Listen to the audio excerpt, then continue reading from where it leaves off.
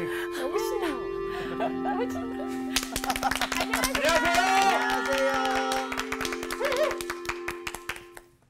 보통 여러분들이 잘 듣고 있었던 샬롬 다음에 한 단어 더 말할게요. 네. 샬롬 베브라카. 샬롬 베브라카. 평화와 축복이 그대에게 있기를.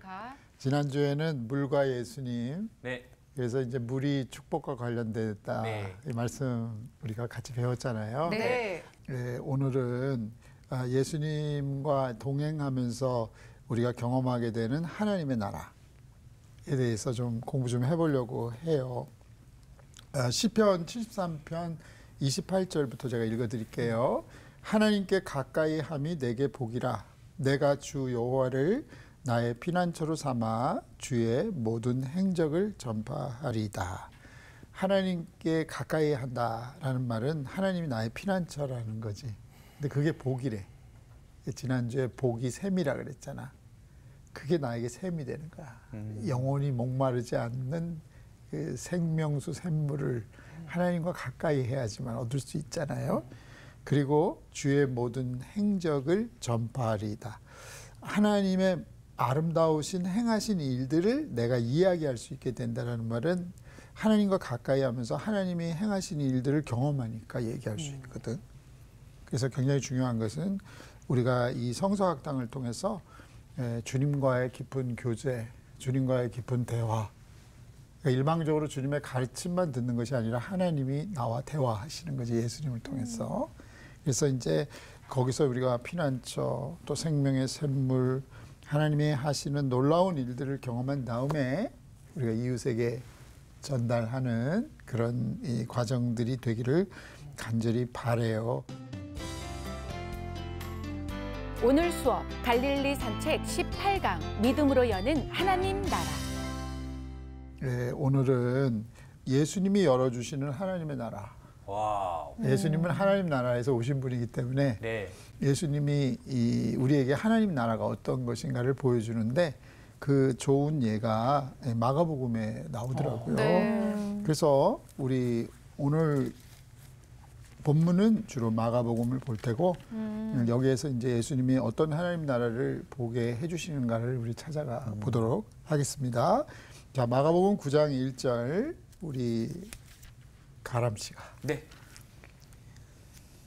또 그들에게 이르시되 내가 진실로 너희에게 이르노니 여기 서 있는 사람 중에는 죽기 전에 하나님의 나라가 권능으로 임하는 것을 볼 자들도 있느니라 하시니라.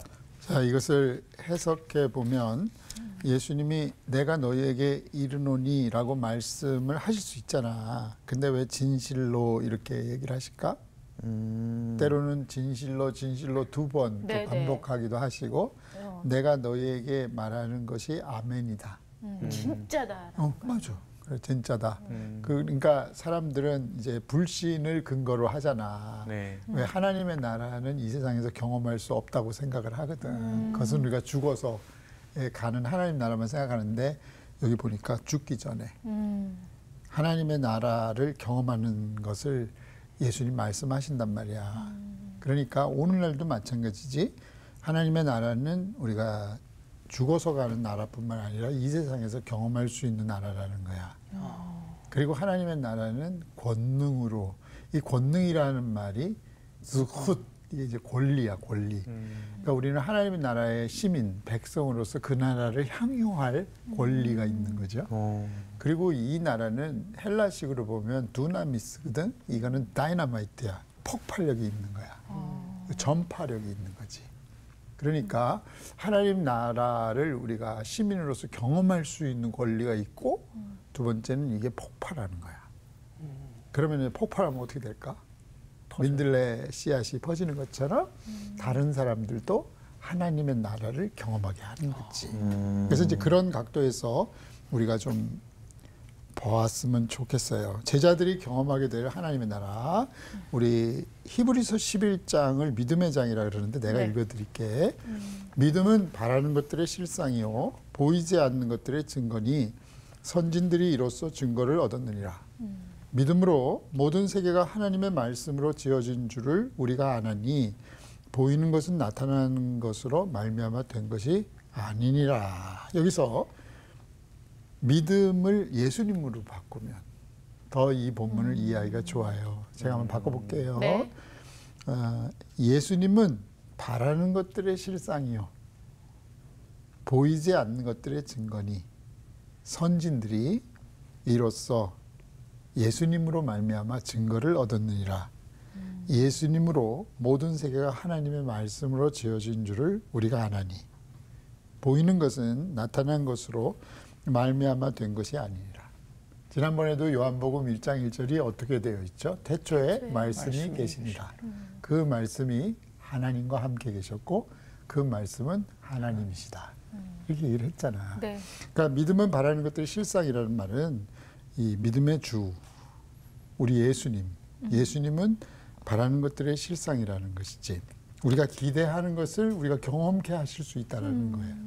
그래서 이 부분을 좀 가지고 이렇게 같이 공부를 좀 해봤으면 좋겠어요. 헬렌 켈러 아시아요? 헬렌 네. 켈러. 네. 볼 수도 없고 말할 수도 없고 네네. 들으실 수도 없었지만 이분이 이제 우리에게 준 영향력은 굉장히 큰데, 헬렌 켈러가 이렇게 말씀을 하셨다고 그러더라고. 맹인으로 태어나는 것보다 더 비극적인 일은 앞은 볼 수 있으나 비전이 없는 것이다. 와. 한번 생각해 볼 필요가 있어. 우리가 육신은 떠도 만약에 비전이 없다면, 꿈이 없다면, 근데 예수님은 우리의 영적 소경된 것을 뜨게 해주셔서 하나님 나라를 보게 해주신다는 거지. 그래서 마가복음 9장에 보면 그것을 우리에게 보여주고 있어요. 그래서 그걸 한번 따라가 봅시다. 그러면 자, 2절을 우리 한번 다시 가람 씨가 한번 읽어주세요. 엿새 후에 예수께서 베드로와 야고보와 요한을 데리시고 따로 높은 산에 올라가셨더니 그들 앞에서 변형되사. 자, 여기까지 봅시다. 자, 여기에서 중요한 개념이 엿새 후에. 그 엿새 후에 보면 안식일 네. 후 첫날, 그지? 창세기 2장 1절 보면 천지와 만물이 다 이루니라. 하나님이 그가 하시던 일을 일곱째 날에 마치시니, 여섯째까지 하시고 이제 네. 일곱째 날에는 안 하셨다는 얘기 아니야? 그가 하시던 모든 일을 그치고 일곱째 날에 안식하시니라. 그러니까 이것을 다시 한번 읽어보면 엿새 후라는 말은 하던 일을 마치고 안식하시는 날에 하나님이 그 일곱째 날을 복되게 하사 거룩하게 하셨으니 이는 하나님이 그 창조하시며 만드시던 모든 일을 마치시고 그날에 안식하셨습니다. 그러면 엿새 후에라는 말을 이제 구약의 근거에서 고쳐보면 하시던 일을 마치고 복되게 하시고 거룩하게 하신 날에, 그러니까 복되게 하시고 거룩하게 하신 날에, 우리가 안식 후 첫날을 우리가 주일로 섬기잖아. 예수님 부활하신 날이기 때문에 그날은 어떤 날이에요? 하시던 일을 그치고 복되게 하신 날이고 그리고 거룩하게 하신 날이라는 거지. 그래서 이제 주일 성수가 굉장히 중요해요. 이날을 복받기 위해서. 그다음에 거룩하게 하신 날이잖아. 복과 거룩이 같이 있는 날이 엿새 후야. 네. 근데 이 날에 어떻게 했냐면 예수께서 베드로와 야고보와 요한을 데리시고 등산. 따로 높은 산에 데려가셨더니, 우리 수지 씨는 산을 너무 좋아하니까 높은 산에, 그러면 성지에서 높은 산이라고 부를 수 있는 산이 어디일까? 그 2,000몇 미터 그 산 아니겠죠? 그 산이겠죠. 하셨어요? 헬몬산 헬몬산을? 2,800m. 와. 그지? 2,800m. 높은 산이라고 말하는 것은 바로 헬몬산 쪽이라고. 그다음에 그 앞에 보면 가이사라 필리포가 바로 그 앞에 있거든. 그러니까 높은 산에 올라가셨다. 높은 산에 올라가셨다.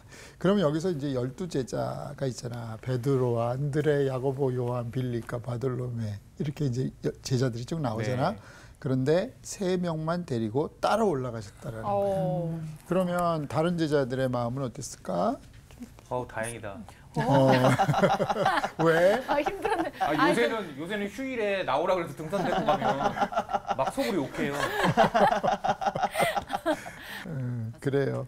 싫을 것 같아. 근데 또 아쉬운 분들도 계실 것 같아요. 아, 맞아요. 좀 이렇게 서운할 수도 있을 것 맞아. 같아요. 그치. 왜 특별히 저 사람만 안 가려면 다 같이 안 가야지. 왜 굳이 3명만 데리고 가지? 막 이런 생각도 했을 것 같아. 이유를 말하지 않는데 베드로와 야고보와 요한을 데리시고 따로 높은 산에 올라가셨다라는 것.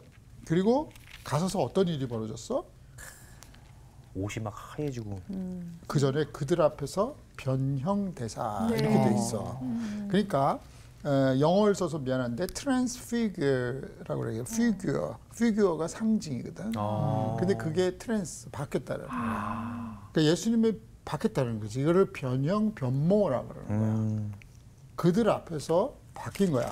그러니까 갈릴리에서 나를 부르신 랍비 예수가 달라진 거지. 한번 생각을 해봐. 높은 산에서 갑자기 달라진 예수 그리스도를 보여주는데 그 다음에 이제 어떻게 되는지 성경을 한번 읽어주세요. 3절부터 또 계속 가람 씨가 읽어주세요.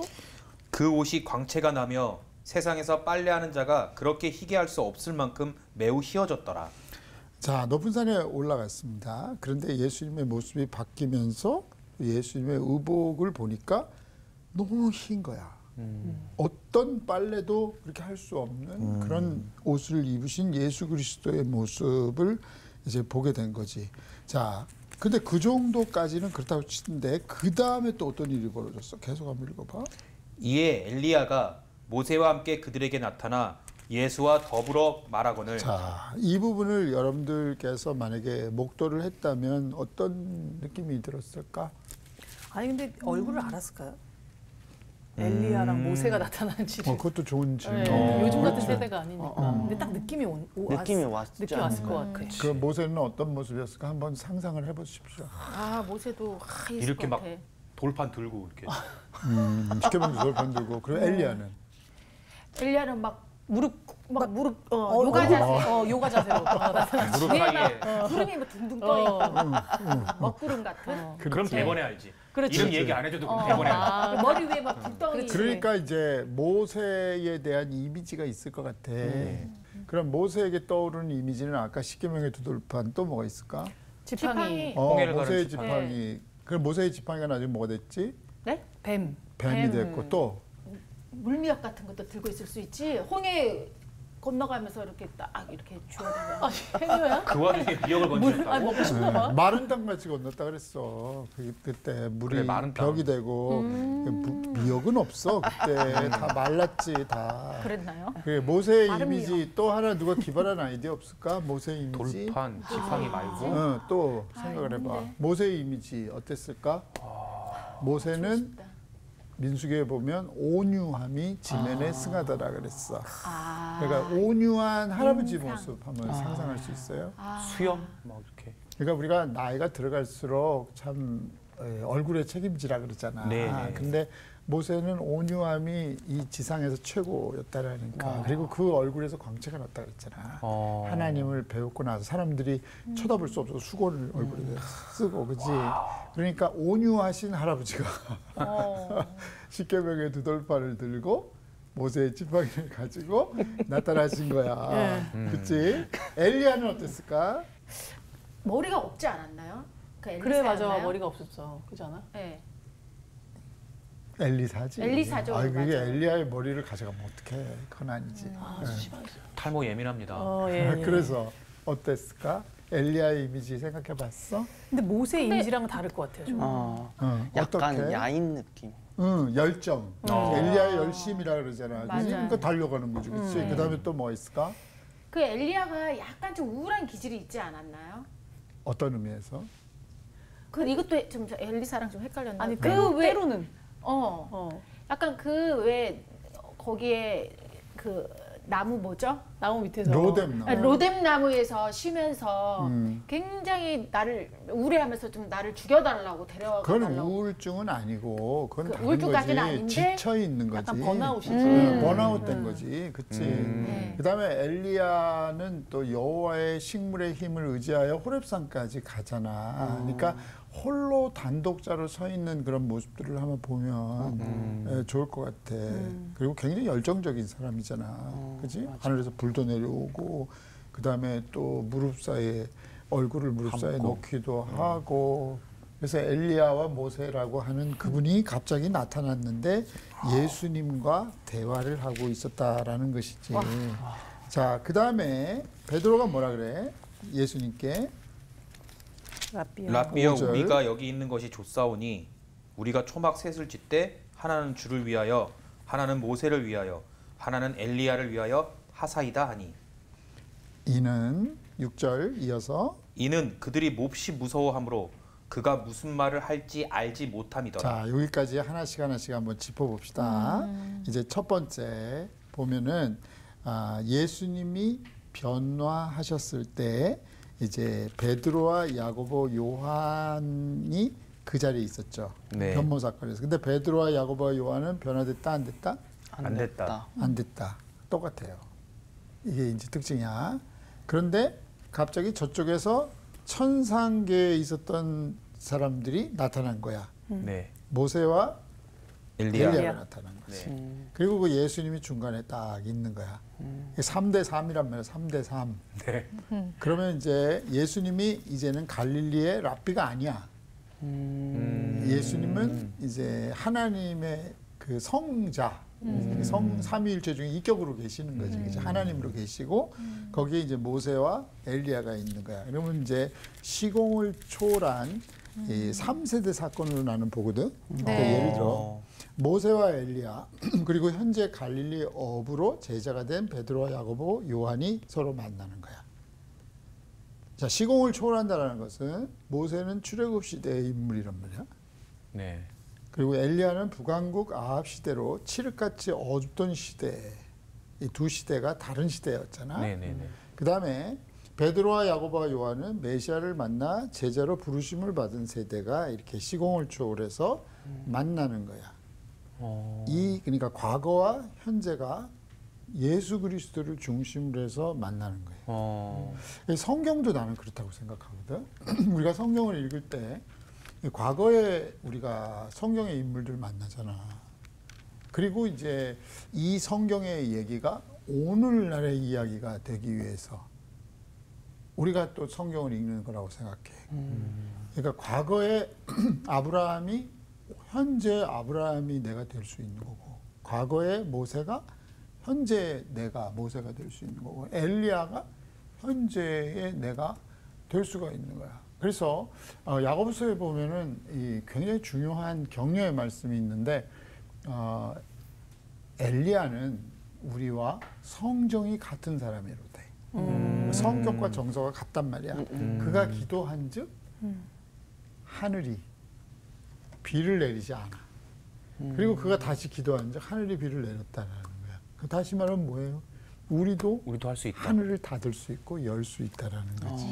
그래서 이 변모 사건에서 굉장히 중요한 거는 예수님을 중심으로 해서 과거와 현재가 만나는데 예수님의 기대는 앞으로 초대교회 지도자가 될 이 베드로와 야고보와 요한에게 어떤 모세와 엘리야와 같은 역할을 기대하시기 위해서 역할 모델로 모세를 그리고 엘리야를 불러내신 게 아닌가. 나는 이제 그렇게 봐. 그래서 이걸 보면 이제 3세대가 만난 것이 변화산의 변모 사건인데, 자, 상징을 한번 보잔 말이지. 네. 모세의 상징은 뭐냐면 부르심에 순종하는. 모세는 부르심에 순종하잖아. 엘리야는 뭐예요?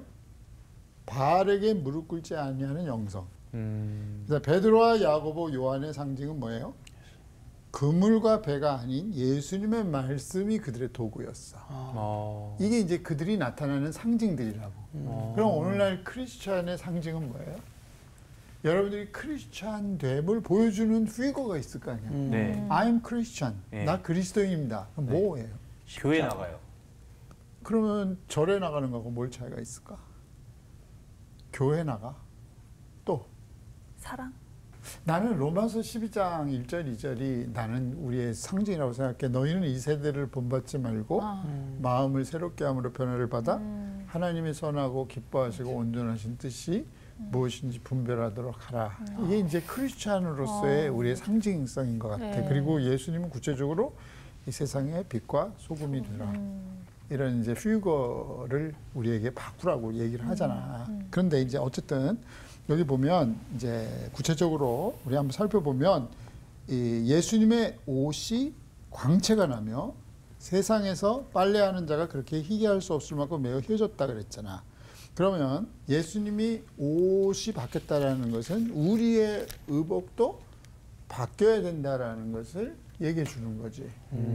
지금은 바뀌지 않았지만 우리가 예수님을 믿으면 우리의 상징이 바뀌어야 되는 거거든.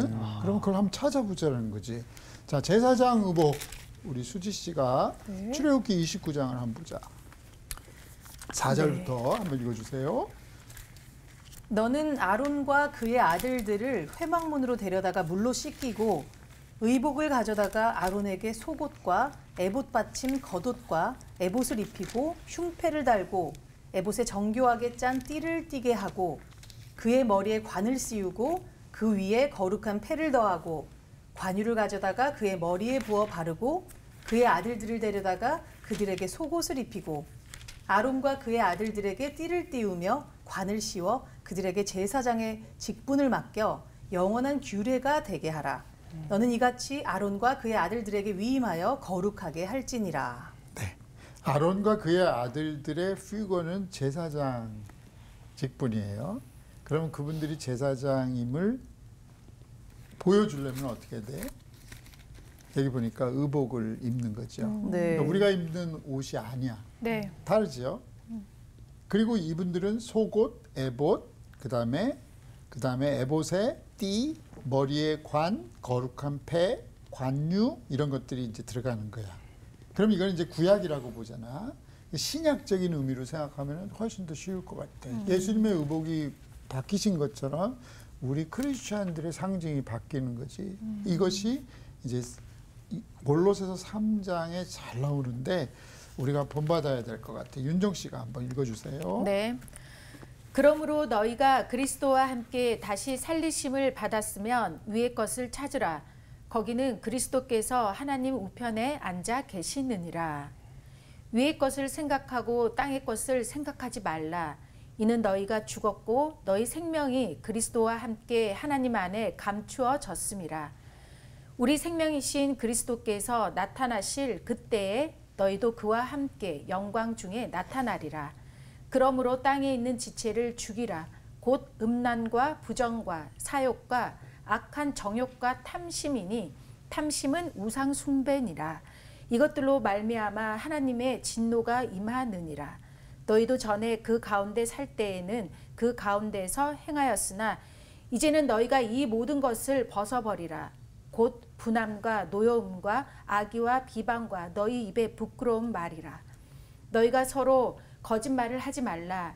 옛 사람과 그 행위를 벗어버리고 새 사람을 입었으니 이는 자기를 창조하신 이의 형상을 따라 지식에까지 새롭게 하심을 입은 자니라. 거기에는 헬라인이나 유대인이나 헬라파나 무헬라파나 야만인이나 스구디아인이나 종이나 자유인이 차별이 있을 수 없나니 오직 그리스도는 만유시요 만유 안에 계시니라. 12절까지. 그러므로 너희는 하나님이 택하사 거룩하고 사랑받는 자처럼 긍휼과 자비와 겸손과 온유와 오래 참음을 옷 입고. 자, 여기 보니까 깜짝 놀라는 것은 우리가 예수님과 함께 다시 살리심을 받았으면 이제 위의 것을 찾으려는 거야. 그리스도께서 하나님 우편에 앉아 계시는데 위의 것을 생각하고 땅의 것을 생각하지 말라. 그러니까 우리가 가지는 상징은 뭐냐면 우리는 땅의 것을 바라보는 게 아니라 위의 것을 바라보는 거듭난 사람들이란 말이야. 그런데 여기 보니까 그 우리로 하여금 이제 옷을 입는데 무슨 옷을 입냐 하면은 새 사람을 입으래. 새 사람이 되라 그러지 말고 새 사람이 된 옷을 입으라는 거야. 새 사람의 옷을 입으라는 거야. 근데 새 사람의 옷이 뭐냐면 거룩하고 사랑받는 자의 의복을 입으라는 거야. 제사장 의복도 거룩하고 씻음 받았잖아.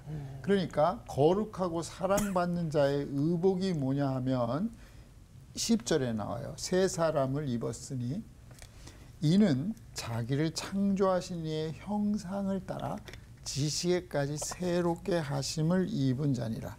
자, 창조하신 이의 형상은 뭐예요? 이마고 데이, 하나님의 형상대로 지음받았잖아, 우리가. 네. 예수 그리스도의 변모하신 모습처럼 우리도 그 모습을 닮아가라는 거잖아.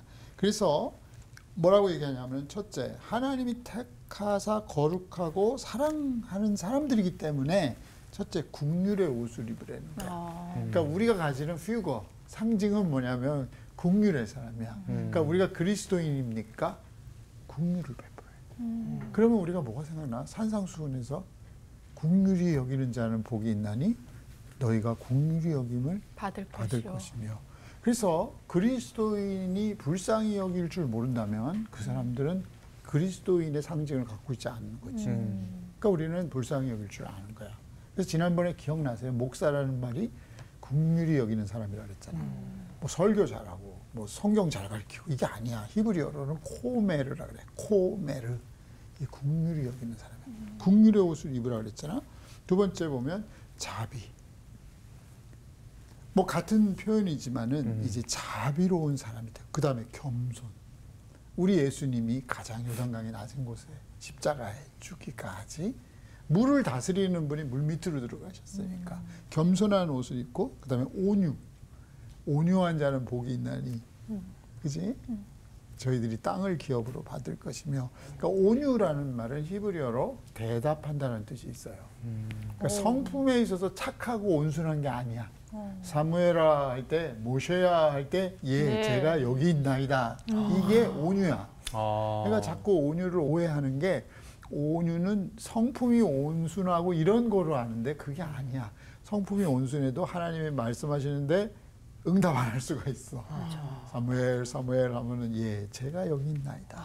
그러니까 여러분들과 제가 하나님이 부르실 때 예, 제가 여기 있나. 이게 온유야. 그 온유의 옷을 입으라는 거지. 그리고 오래 참음의 옷을 입으라는 거야.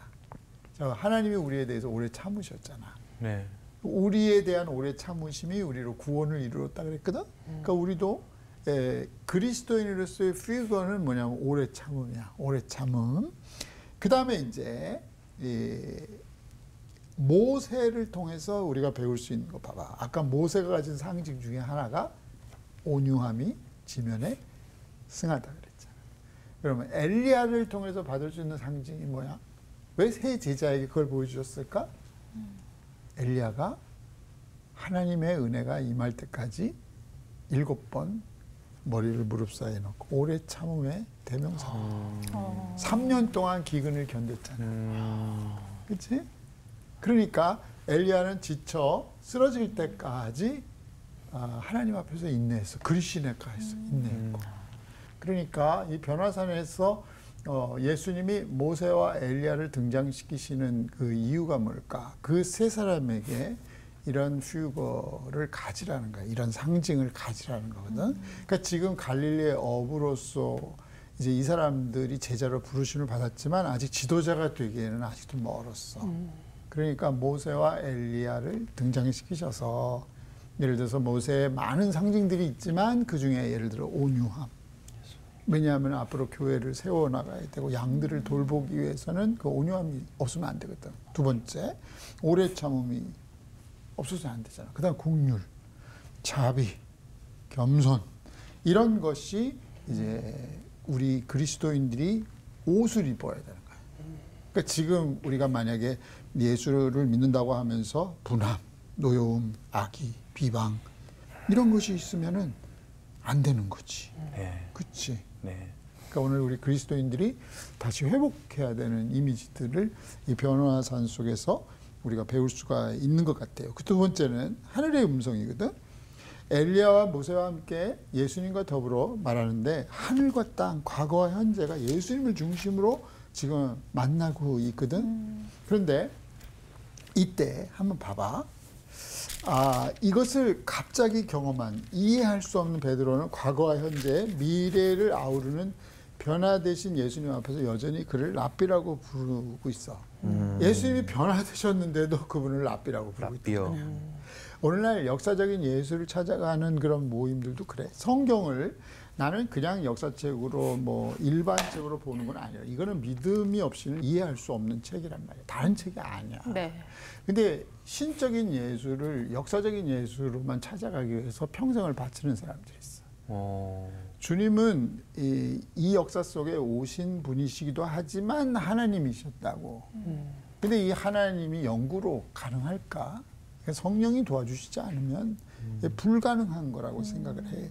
변화되신 예수님 앞에서 예수님을 여전히 랍비라고 부르는 모습 속에서 우리도 아직 예수님을 진정으로 하나님으로 섬기지 않고 그냥 스승으로 그분의 가르침이 좋아서 이 정도 수준에서 머물 때도 우리 굉장히 많은 것 같아요. 주님은 스승을 넘어서서 우리의 주님이시지. 그 다음에 보시면은 이제 베드로가 제안하는데 이게 굉장히 엉뚱한 제안이지. 예수님을 위하여, 모세를 위하여, 엘리야를 위해 초막셋을 지겠습니다. 내가 지은 초막 안에 예수님을, 모세를, 엘리야를 가다 두는 거지. 이게 우리가 그런 잘못을 할 때가 참 많아. 예를 들어 솔로몬이 있잖아. 성전을 지었잖아. 가장 아름답게 지었거든. 역대하 6장 18절에 보면 하나님이 참으로 사람과 함께 땅에 계시리까 보소서 하늘과 하늘들의 하늘이라도 주를 용납하지 못하겠거든. 하물며 내가 건축한 이 성전이오리까. 설령 솔로몬의 성전이 지금까지 지어진 성전 중에 제일 아름다운데 그 성전도 주님을 모시기에는 초라하다라는 거야. 그런데 베드로가 초막을 짓겠다는 거야.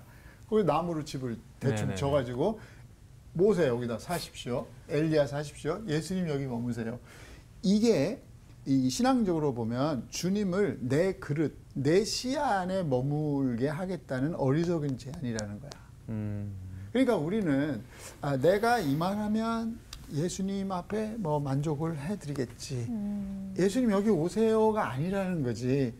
내가 예를 들어서 성경 안으로 내가 들어가야지 내가 성경을 품을 수는 없다고 생각해. 주님이 나를 담으셔야지 내가 주님을 담을 수는 없어. 그러니까 모세와 엘리야와 예수님을 자기가 지은 이 초막 같은 초라한 곳에 머물라고 말하는 것 자체가 얼마나 좀 잘못된 건가. 그래서 우리가 가진 생각, 신학, 우리 경험도 그런 것 같아. 우리가 하나님에 대해서 잘 알지도 못하면서 내가 가진 이걸 카테고라이즈드 시올로지라 그래. 이게 카테고리를 만들어서 거기다가 이제 자기가 생각을 하는 거야. 그게 전부인 줄 아는 거지. 그래서 하나님 그것을 넘어서시는 분이지. 맞아. 자꾸 하나님을 밑으로 끌어내리려고 하는 건 아니지. 하나님이 나를 끄집어내시고 나를 올려주시고 넓혀주셔야지. 그래서 우리의 좁은 시야 안에 자꾸 하나님을 가두고 이것이 정답이냐 이러면 안 된다는 거지. 그래서 우리가 좀 이 사건을 통해서 좀 겸손할 필요가 있지 않나 이런 생각을 해봅니다. 그때 마침 구름이 와서 그들을 덮으며 구름 속에서 소리가 나되 이는 내 사랑하는 아들이니 너희는 그의 말을 들으라. 문득 둘러보니 아무도 보이지 아니하고 오직 예수와 자기들 뿐이었더라. 다시 모세와 엘리야가 가셨어. 그리고 예수님이 흰 옷을 입지 않고 자기들을 부르신 그 초라한 복장을 갖고 계시는 거예요. 근데 나중에 요한을 보면 참 재밌는 게 요한이 참 부러운 게 세례 요한이 아니고 예수님 제자 요한이 이제 그 예수님을 여러 번 만나잖아. 근데 이제 3번만 만났다고 한번 보면 첫 번째로 갈릴리에서 자기를 부르실 때 만났잖아. 그리고 변화산에서 예수님을 만났잖아. 그리고 늙음하게 그 요한계시록에서 보면 진짜 하나님이신 예수님을 만나. 우리 지난주에도 물과 예수님에서 요한복음만 갖고 있잖아. 요한은 뭐라 그랬어? 하나님의 은총. 그지? 하나님의 은혜. 하나님이 예뻐하시는 것. 그래서 우리도 그런 사람들이 좀 되면 어떨까? 그리고 요한은 자기를 뭐라고 부르냐면 요한이라고 더 이상 안 부르고 주께서 사랑하시는 그 제자라고. 나는 그게 너무 멋있는 것 같아. 예를 들어 여기 계시는 여러분들에게 주님이 사랑하시는 보규, 수지, 윤정이, 가람이 이렇게 우리가 부름을 받을 수 있다면 얼마나 좋을까. 그 다음에 이제 산에서 같이 내려오는 거야 이제. 그러면서 예수님이 말씀하시는데 인자가 죽은 자 가운데서 살아날 때까지 본 것을 아무에게도 이르지 말라.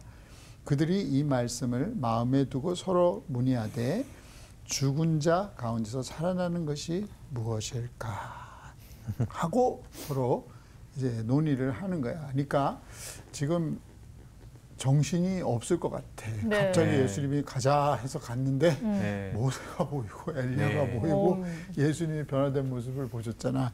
그러면서 예수님이 이제 예루살렘에 가서 또 죽으시겠다 그러니까 지금 변화되신 예수님 모세를 보고 오고 엘리야를 보고 오고 엘리야는 죽음을 보지 않고 하늘로 올라가신 거예요. 네. 모세는 죽지만은 무덤이 없는 거야. 그치?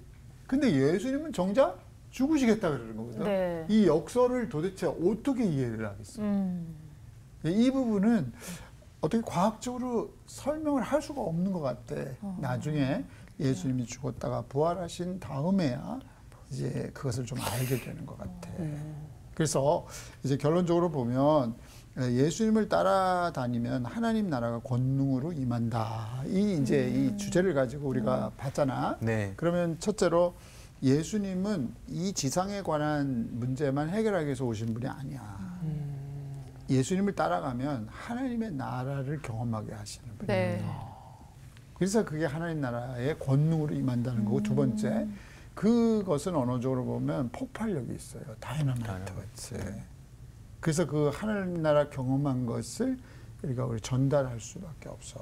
맞아. 그래서 우리가 계속해서 지금 예수님을 쫓아다니잖아. 네. 그래서 예수님을 쫓아다니면서 여러분들과 제가 권능으로 임하는 하나님의 나라, 그러면 이것을 적용하면 이제 모세와 엘리야를 우리가 직접 못 봤지만 네. 성경을 통해서는 얼마든지 만날 수 있다고. 네. 과거와 우리가 대화할 수 있거든. 그러면 모세가 가진 퓨거, 상징을 우리가 가져올 수 있어. 그렇죠? 그 온유의 상징을 가져올 수 있잖아. 네. 그리고 예를 들어서 엘리야를 통해서 오래 참음의 그 영성을 가져올 수 있다고. 네. 열정을 가져올 수 있는 거지. 그다음에 예수님의 옷이 바뀌셨잖아. 그러면 아까 새 사람을 입으라 그랬잖아. 네. 그러니까 우리 그리스도인으로서의 우리가 마땅히 살아야 되는 삶의 옷들을 우리가 바꿔 입을 수가 있는 거지. 네. 그렇게 되면은 우리가 하나님의 나라를 구체적으로 경험할 수 있는 그런 사람들이 되질 않을까. 오늘날 이 교회가 많고 우리 성도들도 많고 뭐 목회자들도 많고 그렇지만 이런 정말 익사이팅한 경험들을 하는 사람들은 많지 않은 것 같아요. 그래서 이제 에녹이 원하는 거는 여러분들과 제가 이 짧은 시간에 진짜 우리가 새 사람을 입고 우리가 모세의 상징도 배우고 엘리야의 상징도 배우고 이 땅에 살지만 하나님의 나라를 경험하면서 또 다이너마이트처럼 그 하나님의 나라를 전달하는 그런 멋진 인생이 되었으면 참 좋겠어요. 감사합니다. 감사합니다.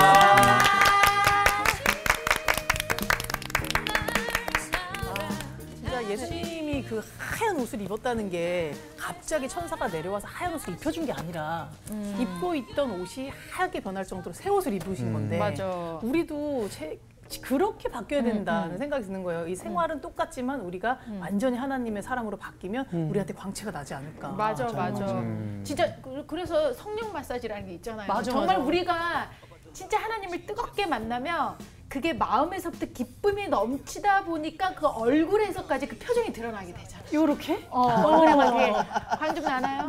납니다. 끝내줍니다. 눈부시네요. 네. 와.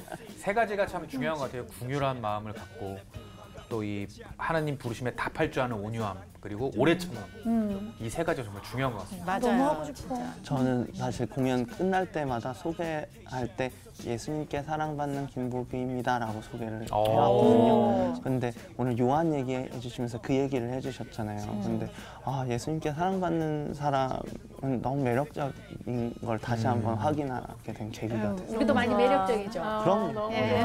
역시 CCM계의 스타답습니다. 네, 예수님께 사랑받는